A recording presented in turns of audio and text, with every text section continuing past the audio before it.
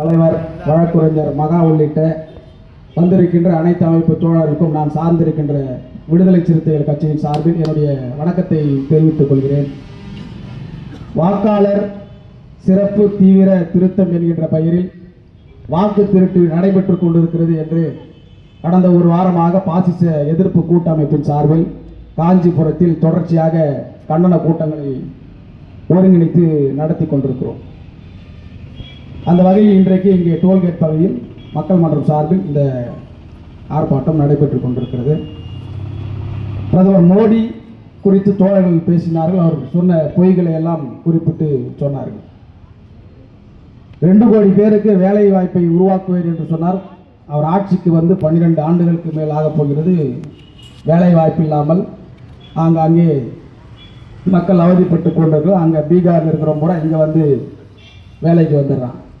ஆனால் அவர் சொல்லுகிறார், பீகார் மக்கள் எல்லாம் தமிழ்நாட்டில் திமுக அரசால் துன்புறுத்தப்படுகிறார்கள் என்று ஒரு பொய்யான தகவலையும் பேசுகிறார்.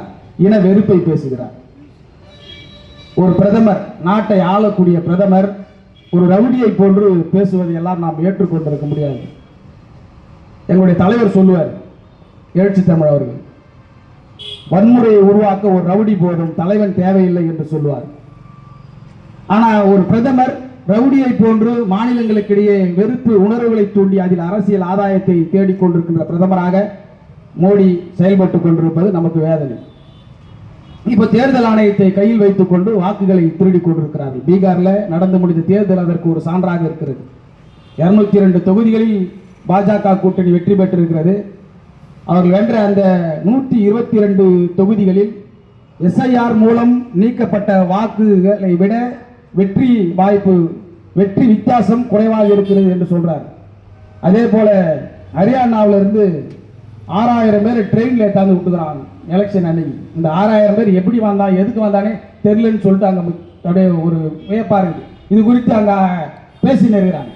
கரெக்டா தேர்தலுக்கு முன்னாடி நாள் ஹரியானாவிலிருந்து ஒரு ரயில் வருது. 6000 பேர் வந்திருக்கிறான். ஓட்டு போட்டு திரும்பி போயிட்டான். இங்க வரானுங்க பாரு, இங்க வந்து ஓட்டு போடுறானுங்க, இங்க வந்து வேலைக்கு வந்து